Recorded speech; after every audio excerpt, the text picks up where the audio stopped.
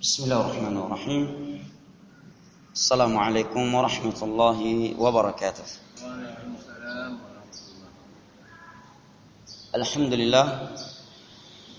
Alhamdulillahilladzi arsala rasulahu bil huda wa dinil haqq liyudhhirahu 'ala ad-din kullihi walau karihal kafirun walau karihal musyrikun wa asyhadu an la ilaha illallah wahdahu la syarika lah إقرارا به وتوحيدا وأشهد أن محمدا عبده ورسوله صلى الله عليه وعلى آله وصحبه وسلم تسليما كثيرا أما بعد. Alhamdulillah, nikmat kesehatan dan kesempatan dari Allah Jalla wa'ala. Pada subuh yang berbahagia ini kembali Allah Jalla wa'ala mempertemukan kita di kajian atau pembahasan silsilah seputar Al-Fatihah. Alhamdulillah, di halaqah pertama kita telah membahas yang berkaitan dengan al-isti'adzah, hukum berlindung kepada Allah dari syaitan yang terkutuk ketika membaca Al-Quran, baik di luar salat maupun di dalam salat, dan perselisihan para ulama di dalamnya antara yang menyatakan wajib atau menyatakan sunnah muakkadah. Dan yang kedua juga telah kita bahas perselisihan pendapat di antara ulama mazhab, apakah Bismillahirrahmanirrahim itu bagian dari surat Al-Fatihah ataukah bukan. Ya, telah kita sebutkan di sana perselisihan antara 4 imam mazhab, dan telah kita sebutkan pendapat yang paling rajih dengan dalil-dalilnya. Juga pada halaqah yang kedua telah kita bahas apakah Bismillahirrahmanirrahim setelah perselisihan di antara ulama dia dari Al-Fatihah ataukah bukan, apakah dia dijaharkan ataukah disirkan di dalam salat-salat jahriyah. Maka alhamdulillah telah kita sebutkan beberapa pendapat para ulama. Al-Imam Malik dan Imam Abu Hanifah berpendapat bahwa Bismillahirrahmanirrahim tidak dibacakan di dalam salat, tidak secara sir dan tidak pula secara jahar. Sedangkan Al-Imam Syafi'i berpendapat bahwa Bismillahirrahmanirrahim wajib dibaca. Kalau dia tidak dibaca tidak sah, hanya saja menjaharkan hukumnya sunnah. Menjaharkan hukumnya sunnah. Sedangkan Al-Imam Ahmad, imam sering disebut dengan bahasa Aceh Imam Hambali, sebenarnya tepat ilmiah penyebutannya Imam Ahmad Hambali itu orang yang mengikuti beliau. Ya, Hambali orang yang mengikuti mazhab beliau. Tapi Imam Ahmad inilah penyebutan yang ilmiah dan tepat. Imam Ahmad berpendapat bahwa Bismillahirrahmanirrahim di dalam salat jahriyah dia dibaca namun tidak dijaharkan. Dia dibaca namun tidak dijaharkan. Dan ini pendapat yang rajih dengan beberapa dalil yang telah kita sebutkan pada pertemuan sebelumnya. Di antaranya hadis Anas bin Malik radhiyallahu anhu di dalam riwayat Al-Imam Al-Bukhari dan Al-Imam Muslim. Beliau berkata, "Kuntu sallaitu khalfan Nabiy sallallahu alaihi wasallam wa Abi Bakr wa Umar wa Uthman fakanu yastaftihuna as-salata bilhamdillahi rabbil alamin." Anas bin Malik radhiyallahu anhu menyatakan, saya sudah pernah salat di belakang Nabi hingga beliau meninggal, di belakang Abu Bakar hingga beliau wafat, di belakang Umar hingga beliau meninggalkan kami, dan di belakang Uthman hingga beliau mati syahid. Semua mereka memulai salat mereka dengan Alhamdulillahi Rabbil Alamin. Tidak menyebutkan, tidak mengeraskan Bismillahirrahmanirrahim. Sedangkan di dalam riwayat Al-Bukhari dan Muslim dari Aisyah radhiyallahu anha, Aisyah radhiyallahu anha menyatakan bahwa Rasulullah sallallahu alaihi wasallam, suara yang pertama kali yang terdengar dari Rasulullah ketika salat adalah at-takbir walhamdulillahi rabbil alamin. Adalah takbiratul ihram dan alhamdulillahi rabbil alamin. Ini di salat jahriyah. Karena kalau di salat sirriyah maka Nabi tidak akan membacakan alhamdulillahi rabbil alamin dengan keras. Maka jelaslah bagi kita dari tiga pendapat ini, pendapat yang paling kuat adalah pendapatnya Al-Imam Ahmad, yang sebelumnya adalah pendapatnya sahabat Nabi Abu Bakar, Umar, Uthman, Ibnu Umar radhiyallahu anhu, dan beberapa ulama tabi'in yang telah kita sebutkan nama-nama mereka pada halaqah sebelumnya. Juga sebelumnya kita telah membahas tentang wajibnya membaca Al-Fatihah bagi seorang makmum dan seorang yang sholat bersendirian. Kalau dia tidak membacanya maka tidak sah dengan dalil-dalil yang telah kita sebutkan. Kemudian perselisihan di antara para ulama bagaimana dengan makmum yang sholat di belakang imam, apakah juga tetap rukun, tetap wajib bagi dia membacakan Al-Fatihah? Maka telah kita sebutkan beberapa pendapat di sana. Dari pendapat Imam Abu Hanifah, beliau menyatakan membaca Al-Fatihah jangankan bagi makmum, dia sholat sendirian saja itu hukumnya tidak wajib dengan dalil-dalil yang telah kita sebutkan sebelumnya dan jawaban terhadap dalil Imam Abu Hanifah. Sedangkan Imam Malik berpendapat kalau dia sholat di belakang imam dan dia makmum di sholat sirriyah, maka disunnahkan untuk membacanya, sunnah muakkadah. Sedangkan kalau dia di belakang makmum, di belakang imam di sholat jahriyah, maka makruh dia membaca Al-Fatihah di belakang imam. Sedangkan Imam Abu Hanifah berpendapat jangankan jadi makmum, sholat sendirian saja sunnah. Ya. Sedangkan Imam Ahmad berpendapat bahwa kalau dia sholat di belakang imam di sholat jahriyah maka tidak wajib dia membacanya. Tetapi kalau dia sholat di belakang imam dalam sholat sirriyah maka tetap baginya untuk membacanya. Beliau berdalil dengan hadis Nabi, "Man kana lil imam fa qira'atuhu lahu." Barang siapa yang salat di belakang imam, maka bacaan imam itu sudah sebagai bacaan buat dia.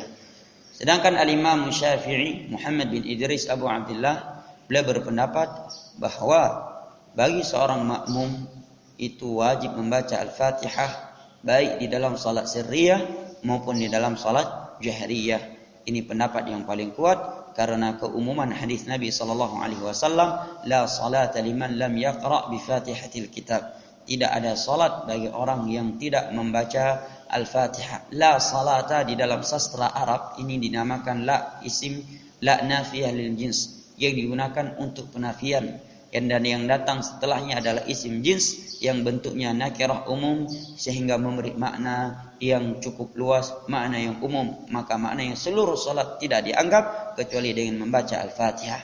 Ya, kecuali dengan membaca Al-Fatihah. Oleh karena itu ketika Abu Hurairah ditanya apakah kami sebagai makmum di salat jahriyah tetap membaca Al-Fatihah, maka beliau menjawab, taqra'una fi anfusikum, kalian membaca pada diri-diri kalian sendiri. Kalian membaca pada diri-diri kalian sendiri. Lalu bagaimana jawaban ulama yang berpendapat dengan pendapat akhir ini dengan hadis yang dijadikan dalil oleh Imam Ahmad tadi, "Man kana ahlul imam fa qira'atuhu lahu." Barang siapa yang salatnya bersama imam, maka bacaan imam itu sudah mencukupkan untuknya. Maka para ulama menjawab dengan dua jawaban. Jawaban yang pertama dari sisi kondisi hadis tersebut, bahwa di sanad hadis tersebut ada seorang rawi yang didhaifkan. Dan andai kata hadis tersebut adalah hadis yang sahih, maka maknanya apabila dia datang masbuk tidak dapat membaca Al-Fatihah langsung rukuk bersama imam, maka bacaan imam tadi yang dia tidak sempat mendapatinya bersama imam maka sudah mewakili. Hal ini didukung dengan hadis yang diriwayatkan oleh Al-Imam Al-Bukhari dan Muslim ketika Abu Bakar radhiyallahu anhu datang dan Rasulullah sudah rukuk, maka beliau pun langsung rukuk dari luar shaf sambil berjalan, ya, rukuk di luar shaf sambil berjalan. Kemudian sampai beliau tiba di shafnya tersebut. Kemudian setelah Rasulullah sallallahu alaihi wasallam melakukan salat, Nabi menyatakan, "Zadakallahu hirsan wa la ta'ud." Semoga Allah menambahkan semangatmu wahai Abu Bakrah dan jangan engkau ulangi. Nabi tidak memerintahkan beliau untuk mengulangi atau menambah satu rakaat lagi yang tadinya beliau tidak sempat membaca Al-Fatihah karena imam sudah rukuk. Dan ini pendapat yang paling kuat, wallahu taala a'lam bishawab. Kemudian pada halaqah terakhir kita telah memasuki tafsir surat Al-Fatihah, di mana kita telah membaca uraian Syekh Muhammad bin Shalih Al-Utsaimin tentang tafsir firman Allah Jalla wa Ala, alhamdulillahirabbil alamin arrahmanir rahim. Insyaallah taala hari ini kita akan lanjutkan. Kata penulis rahimahullah taala, Maliki yaumiddin huwa yaumul qiyamah. Maliki yaumiddin yang berkuasa di hari pembalasan. Ad-din yaumuddin, hari pembalasan. Maksudnya kata Imam Ibn Utsaimin, huwa yaumul qiyamah, yaitu hari kiamat. Wa ad-din huna bima'na al-jaza. Kalimat ad-din di sini berarti al-jaza, pembalasan. Sebagaimana hal ini ditafsirkan oleh Al-Imam Ibnu Katsir rahimahullahu taala di dalam tafsir beliau. Ya, beliau berdalil dengan beberapa ayat Al-Qur'anul Karim yang menerangkan bahwa terkadang kalimat ad-din itu bermakna al-jaza. Di antaranya adalah firman Allah Jalla wa Ala, "Yuwaffihimullahu yauma idzin yuwaffihimullahu dinahumul haqq." Pada hari tersebut Allah Subhanahu wa taala akan menunaikan dinahum yang hak, pembalasan terhadap mereka yang benar. Ini dalil menunjukkan bahwa ad-din bisa bermakna al-jaza, sebagaimana ad-din terkadang bermakna al-amal, seperti firman Allah Jalla wa Ala, "Al-yauma akmaltu lakum dinakum." Hari ini telah aku sempurnakan din kalian, yaitu amalan-amalan yang ada di dalam Islam ini. Baik, maka jelaslah bagi kita bahwa makna Maliki Yaumiddin yakni yang berkuasa, yang menjadi raja pada hari pembalasan. Mungkin ada yang bertanya, kenapa di dalam ayat ini dikhususkan kerajaannya Allah, kekuasaannya Allah di hari kiamat saja? Bukankah Allah Jalla wa Ala di dunia juga merupakan Maliki Yaumiddin, adalah zat yang berkuasa, adalah maha raja, maha yang berkuasa dan maha mengatur? Al-Imam Ibnu Katsir rahimahullahu taala menjawab, "Na'am." Iya. Allah Subhanahu wa taala di dunia dan akhirat adalah Malik, yang berkuasa, maha yang mengatur, ya. Namun kenapa disebutkan secara khusus Allah Subhanahu wa taala lah yang berkuasa di hari kiamat? Karena di hari tersebut tidak ada satupun di antara makhluk ini yang berbicara dan berani mengaku sebagai raja, tidak sebagaimana di dunia ini. Di dunia ini masih banyak di antara manusia yang mengaku dirinya sebagai raja, ya, mengaku dirinya seorang yang berkuasa. Maka Allah ingatkan bahwa di hari kiamat itu semua akan sirna. Tidak ada satupun yang berbicara bahkan di hadapan Allah, bahkan dari kalangan malaikatnya, juga di kalangan para nabinya, kecuali bila Allah mengizinkannya. Allah berfirman di dalam surat An-Naba pada ayat 338, "Yauma yaqumur ruhu wal malaikatu shaffa, la yatakallamuna illa man adzina lahu ar-rahman wa qala shawaba." Hari tersebut, hari yang malaikat Jibril dan seluruh para malaikat berdiri dengan bersaf-saf. Mereka semua tidak berbicara sedikit pun kecuali diizinkan oleh Ar-Rahman, oleh Allah, wa qala shawaba, dan mengucapkan kata-kata yang penuh kebenaran. Di dalam surat Taha ayat 108 Allah berfirman, "Wa khashi'atil aswatu lirrahman fala tasma'u illa hamsa." Maka pada hari tersebut seluruh suara-suara itu tunduk kepada Allah, sehingga engkau tidak mendengar kecuali hanya desingan-desingan. Di dalam surat Hud ayat 105 Allah berfirman, "Yauma ya'ti la takallamu nafsun illa bi'idznih, faminhum syaqiyyun wa sa'id." Hari tersebut di mana seluruh jiwa tidak ada yang mampu berbicara kecuali dengan izin Allah. Maka di antara mereka ada yang celaka, ada pula yang mereka bahagia. Kata Imam Ibnu Katsir rahimahullahu taala, qala Dhahhak an Ibnu Abbas.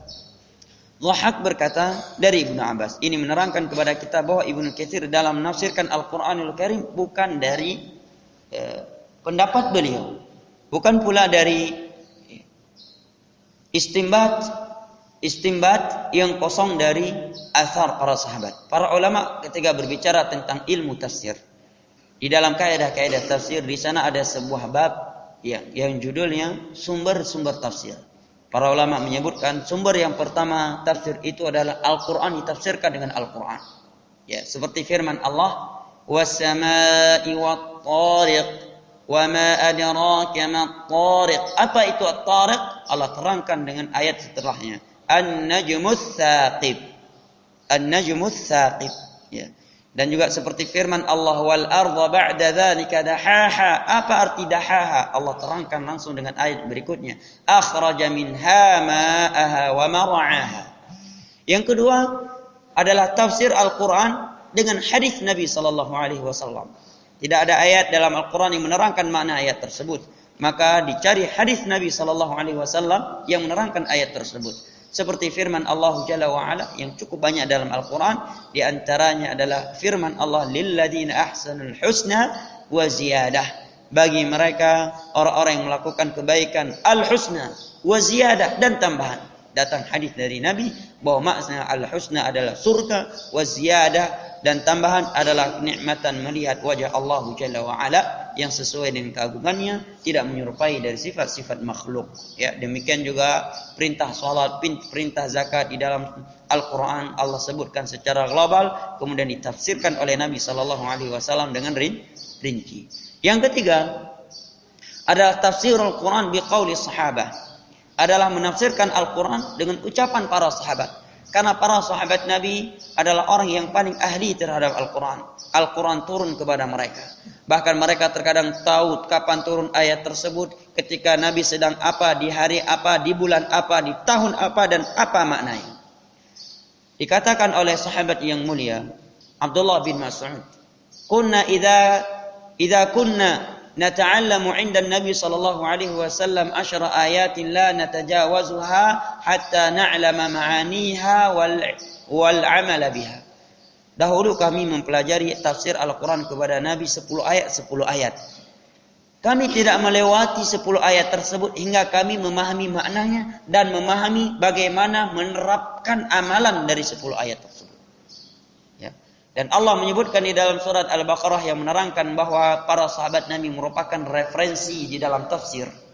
Allah berfirman, "Fa in amanu bimithli ma amantum bihi faqad ihtadaw, wa in tawallaw fa innama hum fi shiqaq."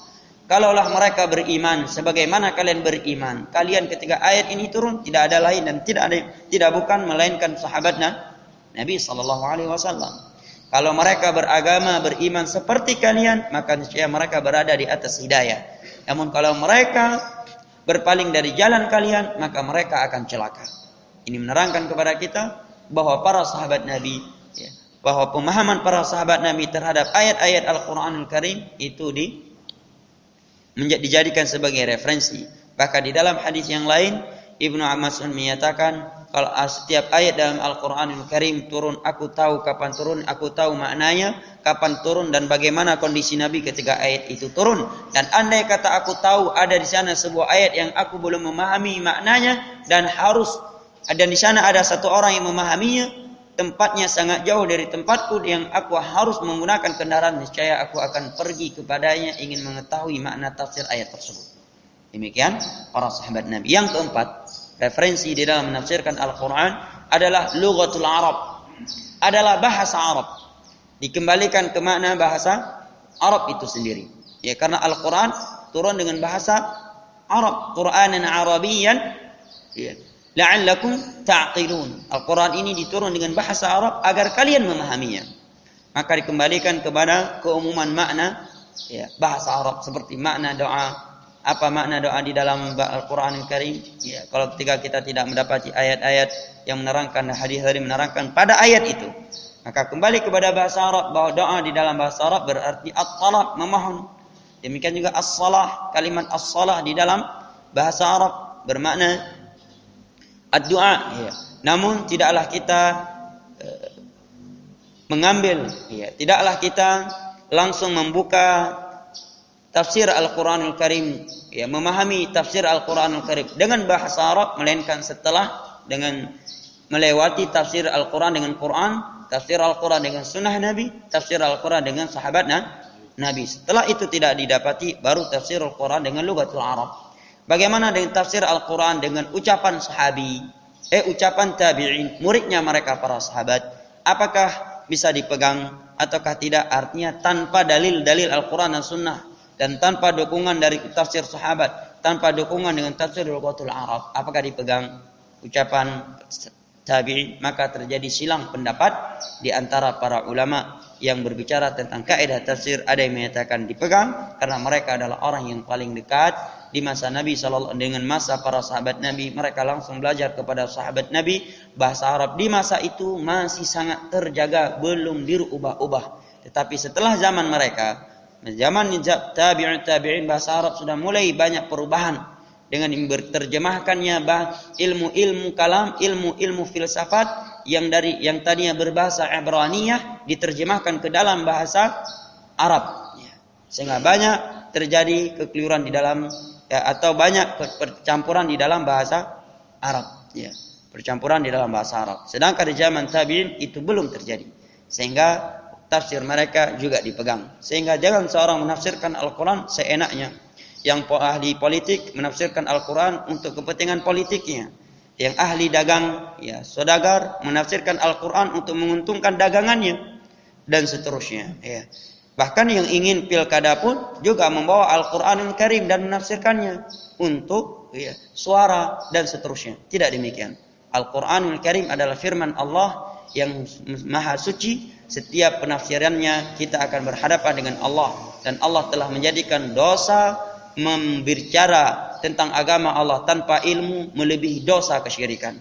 Allah berfirman di dalam Al-Quranul Karim, wa an aqula ma laysa li bihi al-ilm. Aku dilarang oleh Allah untuk berbicara sesuatu yang aku tidak memiliki ilmu. Dan Allah Subhanahu wa taala berfirman di dalam surat Al-Isra, wa la taqfu ma laysa laka bihi ilm. Janganlah engkau berbicara tanpa ilmu. Janganlah engkau berbicara tanpa ilmu. Dan Allah Subhanahu wa taala berfirman, qul inna rabbi harrama rabbiyal fawahisha ma dhahara minha wa ma batan wal itsma wal baghya wa an tusyriku billahi ma lam tunazzil bihi sultana wa an taqulu 'ala Allahi ma la ta'lamun. Allah telah mengharamkan, Rabbku telah mengharamkan kepada kalian al-fahisha, dosa yang nampak maupun yang tidak, permusuhan, ya. Dan Allah mengharamkan kepada kalian perbuatan syirik. Dan Allah juga mengharamkan kepada kalian berbicara tentang agama tanpa ilmu. Allah jadikan dosa yang paling tinggi, ya, sehingga Allah sebutkan setelah kesyirikan. Baik. Maka sangatlah berbahaya berbicara dengan tafsir Al-Quranul Karim, bukan dengan ayat-ayat Al-Quranul Karim, bukan dengan hadis-hadis Nabi, tidak dipahami dengan pemahaman para sahabat Nabi, dan ini sebab penyimpangan. Saya kasih contoh satu. Misalkan ISIS, Boko Haram, Al-Qaeda, N11, Jamaah Kaum Muslimin, Jamus, ya. Mereka datang ke firman Allah di dalam surat Al-Baqarah. Mengambil firman Allah, waqtuluhum haitsu saqiftumuhum. Bunuhlah orang-orang kafir dimanapun kalian mendapatinya. Mereka langsung membacakan ayat ini kepada anak-anak muda yang sedang dicuci otaknya, yang sedang direkrut oleh mereka, yang disiapkan untuk menjadi pengantin istilah mereka itu. Jadi pengantin artinya siap bunuh diri, bom bunuh diri. Ini ayat yang dibacakan, waqtuluhum haitsu saqiftumuhum. Bunuhlah orang kafir dimanapun kalian mendapatinya. Dia tidak menafsirkan ayat ini dengan hadis Nabi. Sehingga anak muda yang sedang dicuci otaknya, yang sedang didoktrin oleh dia memahami berarti seluruh kafir halal. Dapat di Bali dibom, dapat di Tamrin dibom, dapat di Marriott dibom, dapat di airport dibom, dan seterusnya. Padahal kalau dia membaca tafsir, para ulama di sana menyebutkan hadis-hadis Nabi tentang rincian orang-orang kafir. Bahwa makna ayat tersebut adalah kafir di medan jihad, di medan perang. Ya, sehingga di dalam Islam itu dirinci kafir itu terbagi menjadi 4. Dan rincian kafir ini tidak disampaikan oleh bos-bosnya ISIS kepada jamaah mereka. Sehingga terjadi pada diri mereka pemahaman yang cukup jauh menyimpangnya. Ya. Di dalam Islam kafir itu dirinci menjadi 4. Yang pertama kafir mu'ahad, kafir yang telah terjadi perjanjian antara negara muslim dengan mereka untuk genjatan senjata untuk tidak saling menyerang. Ini haram dibunuh, haram ditumpahkan darahnya, haram dirampas hartanya, dan haram dikucilkan kehormatannya. Di dalam hadis yang diriwayatkan oleh Al-Imam Al-Bukhari dari Ibnu Umar radhiyallahu anhuma, Nabi bersabda, man qatala mu'ahadan lam yurih raihatal jannah wa inna rihaha latujadu masirata 40 'ama. Barang siapa yang membunuh kafir mu'ahad, dia tidak akan mencium bau surga. Sesungguhnya bau surga itu dapat dicium semenjak perjalanan 40 tahun. Subhanallah. Ya. Kemudian yang kedua adalah kafir musta'min. Kafir yang masuk ke negeri kaum muslimin dengan ada jaminan keamanan dari kaum muslimin.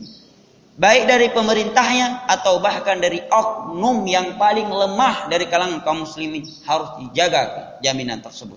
Allah berfirman di dalam surat At-Taubah, wa in ahadum minal musyrikin istajaraka fa'ajirhu hatta yasma'a kalam Allah. Apabila ada salah satu dari kalangan orang-orang kafir memohon perlindungan kepadamu dengan masuk ke negeri kaum muslim, maka jaminlah keamanan untuknya hingga dia membaca Al-Quran, sehingga dia mendengar lantunan-lantunan Al-Quran. Di dalam hadis yang diriwayatkan oleh Imam Muslim dari Ummu Hani, bahwa beliau pernah menjamin seorang kafir dari Mekah masuk Madinah. Maka Ali radhiyallahu anhu ingin membunuh kafir ini, karena ketika mengenang bagaimana kebengisan, kekejaman orang kafir Mekah dahulu terhadap kaum muslimin. Ada di antara wanita muslimah yang mohon maaf ditombak kemaluannya sehingga meninggal oleh orang kafir Mekah. Ada di antara para sahabat dipotong-potong anggota tubuhnya, ada yang ditusuk dengan besi yang telah dipanaskan. Tiba-tiba ada orang kafir Mekah berada di Madinah sekarang di tengah-tengah kita. Ini kesempatan untuk membalas dendam. Maka Ummu Hani pun melapor kepada Nabi, mengadu kepada Nabi, bahwa beliau telah menjamin seorang kafir masuk ke Madinah dan Ali ingin membunuhnya. Maka Rasulullah pun langsung bersabda, laqad ajirtu man ajirta ya Ummu Hani. Wahai Ummu Hani, wanita yang memenuhi jaminan, bukan Umar, bukan Abu Bakar dan yang lain-lain, seorang wanita. Maka Rasulullah pun menyatakan, wahai Ummu Hani, aku jamin keamanan kepada non muslim yang telah engkau jamin. Hadis diriwayatkan oleh Imam Muslim. Dan juga di dalam hadis yang lain Nabi berkhutbah dengan marah dan murka. Nabi menyatakan, inna yadal muslimina wahidah. Sesungguhnya jaminan kaum muslimin itu satu, harus dijaga oleh yang lainnya.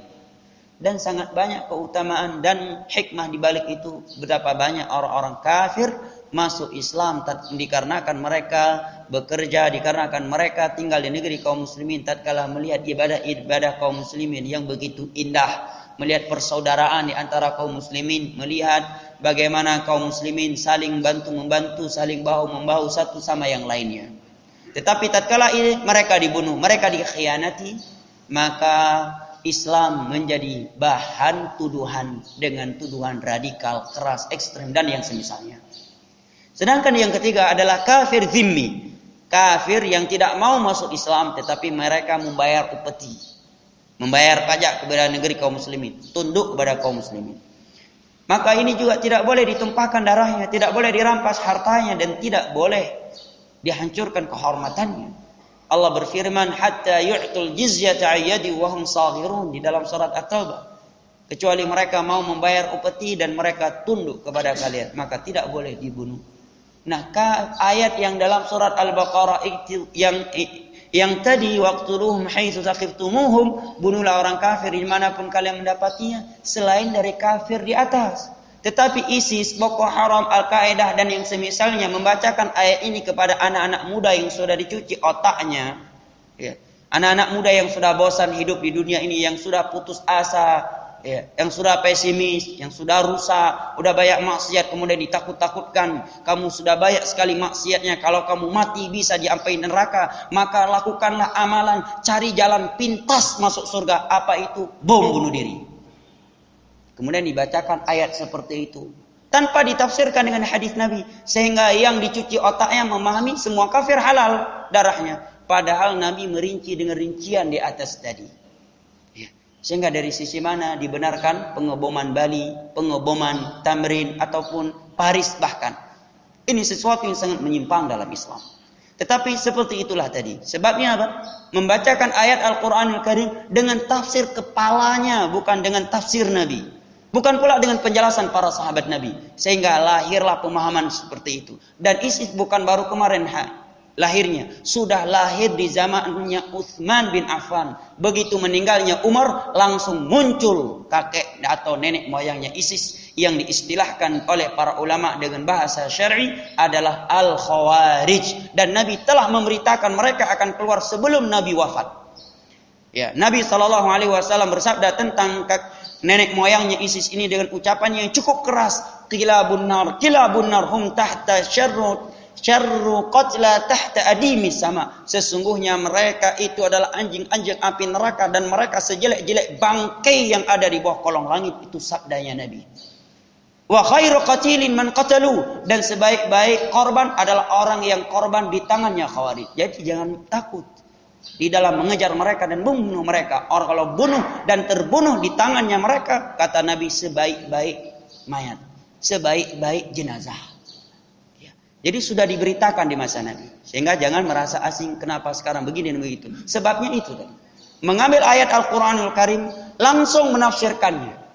Bukan dengan hadis-hadis Nabi. Tidak pula dengan dukungan para sahabat, tafsir para sahabat Nabi. Itu salah satu contohnya yang saya sebutkan, bahayanya tatkala Al-Quranul Karim itu ditafsirkan dengan pendapat masing-masing, ya, dengan akal masing-masing. Maka di dalam ayat ini ditafsirkan oleh Ibnu Abbas bahwa makna Malik Yaumiddin, Malik Yaumiddin, yaqul Ibnu Abbas menyatakan Allah akan berfirman, Ibnu Abbas menyatakan la yamliku ahadun fi dzalikal yaumi ma'ahu hukma. Maknanya di hari itu tidak ada seorang pun yang memiliki kekuasaan hukum di hari kiamat bersama Allah Subhanahu wa taala. Kamulkin fid dunya, sebagaimana mereka berkuasa di dunia.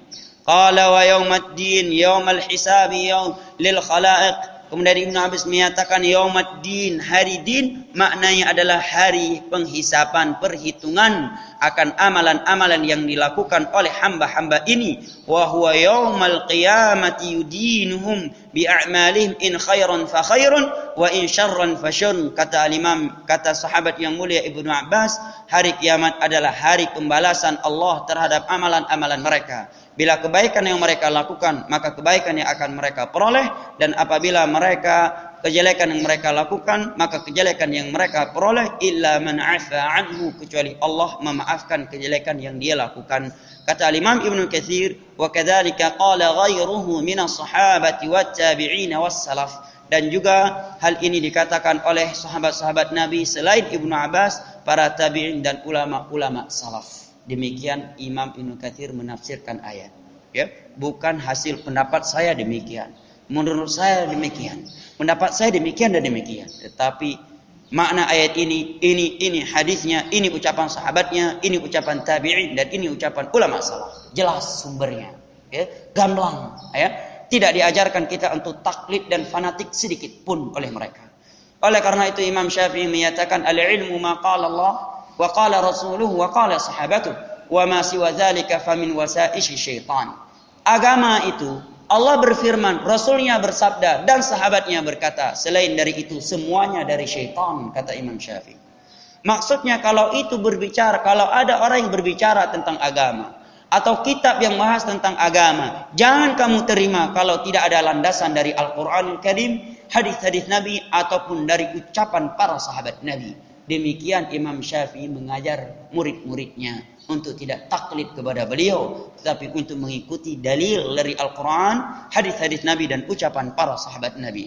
Nah, maka dengan ini jelaslah baik kita makna Malik Yaumiddin. Di antara pelajaran yang dapat kita tarik dari ayat ini, yang pertama, bahwa semua kita akan berhadapan dengan yang namanya hisab, perhitungan dari Allah Jalla wa'ala. Akan diperhitungkan seluruh perbuatan yang kita lakukan, baik kita ingat ataukah kita sudah tidak mengingatnya. Apakah seorang memiliki pangkat di dunia ini, memiliki jabatan, seorang raja, seorang kaya maupun yang miskin, semuanya rata di hari tersebut.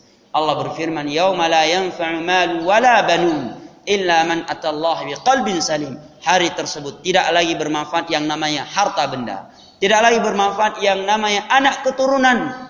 Walaupun memiliki keturunan yang luar biasa, kayanya, kuatnya, mulianya, tetapi hari tersebut anak keturunan enggak bermanfaat, harta tidak bermanfaat. Illa man atallaha biqalbin salim, kecuali hanyalah orang yang datang kepada Allah membawa hati yang selamat. Matahari satu jengkal dari kepalanya. Satu hari, di hari itu bagaikan 50.000 tahun di dunia. Semua para nabi mengucapkan nafsi, nafsi, hari ini diriku, hari ini diriku. Kecuali hanya Nabi. Itu pun Nabi langsung sujud kepada Allah memohon agar disegerakan hisab, bukan agar dijauhkan matahari dari kepala manusia. Nabi hanya bisa meminta agar hisab disegerakan. Seluruh perbuatan kita dihisab. Tidak ada yang terluput dari Allah. Allah berfirman, "Faman ya'mal mithqala dzarratin khairan yara, wa man ya'mal mithqala dzarratin syarran yara." Barang siapa yang melakukan kebaikan walaupun sebesar biji gandum, dia akan melihat balasannya. Dan barang siapa yang melakukan sebuah kejelekan maksiat walaupun sebesar biji gandum di malam yang gelap gulita yang tidak ada yang melihatnya, dia akan melihat balasan Allah Subhanahu wa taala. Jadi kenapa kita menutup aib kita dari manusia sedangkan kita tidak menutup aib kita dari Allah Jalla wa Ala. Ya. Al-Imam Ibnu Katsir di sini menukilkan beberapa ucapan ya, dari kalangan para sahabat Nabi. Ya, di antaranya adalah ucapan Umar bin Khattab radhiyallahu anhu. Bahwa Umar bin Khattab radhiyallahu anhu menyatakan sebuah ucapan yang sangat indah yang hendaknya menjadi sebuah catatan yang selalu tersimpan dan kita ingat. Kata Ibnu Katsir, qala Umar radhiyallahu anhu. Umar bin Khattab radhiyallahu anhu. Kita tahu sosoknya Umar bin Khattab. Yang mana setelah Islamnya berteriak di Mekah, Umar hari ini telah Islam. Beliau tahu Abu Jahal, Abu Lahab, Khalid bin Walid, orang-orang yang tidak bisa melihat ada orang muslim melainkan dibunuh, disiksa dan dihabisi.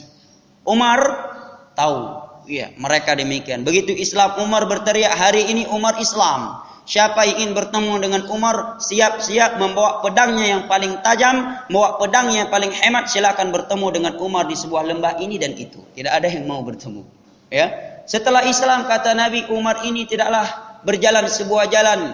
Kemudian syaitan berpapasan dengan Umar, illa salaka maslakan akhar, melainkan syaitan lari terbirit-birit dari Umar bin Khattab. Ini sosoknya Umar bin Khattab radhiyallahu anhu. Umar radhiyallahu anhu memberi wasiat kepada kita semua. Beliau menyatakan, hasibu anfusakum qabla an tuhasabu. Perhitungkanlah akan amalan-amalan kalian di dunia ini sebelum kalian akan mendapati hisab yang sesungguhnya di hari tersebut, di hari kiamat. Wazinu anfusakum qabla an tuzanu. Timbangkanlah diri kalian sebelum kalian akan ditimbangkan. Wa ta'ahhabu lil 'ardhil akbar ala man la takhfa alaihi a'malukum. Dan bersiap-siaplah kalian akan hari semua akan disingkapkan seluruh amalan-amalan kalian oleh zat yang tidak tersembunyi sedikit pun padanya dari amalan kalian. Kemudian beliau membacakan firman Allah, yauma idzin tu'raduna la takhfa minkum khafiyah. Pada hari tersebut akan dipaparkan seluruh perbuatan kalian, tidak ada yang terluput dan tersembunyikan kepada Allah Jalla wa Ala. Ini wasiat Umar kepada kaum muslimin di masa itu. Yang mana di sisi beliau Utsman, Ali dan para sahabat yang lain. Bagaimana kalau Umar hidup di zaman sekarang, melihat riba di mana-mana, melihat perzinahan di mana-mana, melihat kaum muslimin sudah tidak bisa dibedakan dengan non muslim kecuali dengan di KTP yang tertulis Islam, pakaiannya sama, salat juga tidak, dan seterusnya. Kira-kira apa yang akan dilakukan oleh Umar? Kalau di masa itu Umar meluruskan shaf salat saja membawa pelepah kurma. Yang malas-malasan meluruskan shaf dipukul kakinya oleh Umar. Bagaimana kalau Umar hidup di zaman sekarang? Yang melihat manusia azan dikumandangkan, hayya 'ala shalah, yang sampai ke telinganya hayya 'alal qahwah, ya aja kopi. Azan dikumandangkan, tapi yang masuk ke telinganya panggilan untuk ke warung kopi, bukan ke masjid. Demikian wasiatnya Umar bin Khattab radhiyallahu anhu. Di dalam hadis yang lain, kita akhiri dengan hadis tersebut yang diriwayatkan oleh Imam Ahmad dari Bara' ibnu Azib. Bara' ibnu Azib menyatakan, kunna ma'a Rasulillah sallallahu alaihi wasallam, kharajna ma'a Rasulillah sallallahu alaihi wasallam, idz basara ala jama'atin. Kami suatu hari keluar bersama Rasulullah. Tiba-tiba Rasulullah melihat ada sebagian manusia berkumpul. Maka Nabi pun menyatakan, ala ma yajtami'u haula. Kenapa mereka berkumpul di sini? Maka para sahabat menjawab, yahfiruna al-qabr. Mereka berkumpul sedang menggali kuburan untuk sebuah jenazah. Maka kata Bara' ibnu Azib ketika Nabi SAW menyatakan mendengar ucapan para sahabat Nabi yang demikian, kata Bara' ibnu Azib, Nabi SAW fuzi', beliau seperti orang yang hampir pingsan ketakutan. Fabadara baina yaday ashabihi musri'an, maka beliau pun langsung berjalan cepat hatta intaha ilal qabr, hingga beliau sampai ke kuburan tersebut yang sedang digali. Kemudian Nabi SAW jatha ala rukbatih, tersungkur duduk di atas kedua lututnya, faballat thara min dubu'i, dan jenggot beliau sudah basah dengan air mata beliau. Beliau menangis. Kemudian beliau menghadap ke kami sambil bersabda, ayyuhan nas limithli hadzal yaumi fa'iddu. Wahai segenap manusia, untuk hari yang seperti ini, untuk liang kuburan ini, persiapkanlah diri-diri kalian. Sebanyak 3 kali Nabi ulangi. Padahal di depan beliau Abu Bakar. Tidak bisa kita bayangkan bagaimana ibadahnya Abu Bakar, Umar, Utsman, Ali dan para sahabat yang lain. Yang jiwa dan raganya mereka telah mereka tuangkan, mereka korbankan untuk Islam tanpa terkecuali sedikit pun. Tetapi Nabi ketika melihat kuburan beliau menangis ketakutan seperti orang yang pingsan. Kemudian beliau memerahi para sahabatnya, menghardik para sahabatnya dengan ucapan yang cukup keras. Limithli hadzal yaumi fa'idu, untuk hari yang seperti ini persiapkan diri-diri kalian. Di dunia kita sering melakukan persiapan untuk fasilitas dunia. Begitu anak lahir satu langsung berpikir untuk memiliki masukan dalam sebulan sekian-sekian.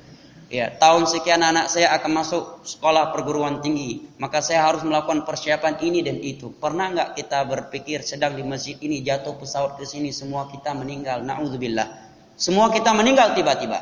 Apa yang sudah kita persiapkan? Kuburan begitu gelap, kuburan begitu sempit.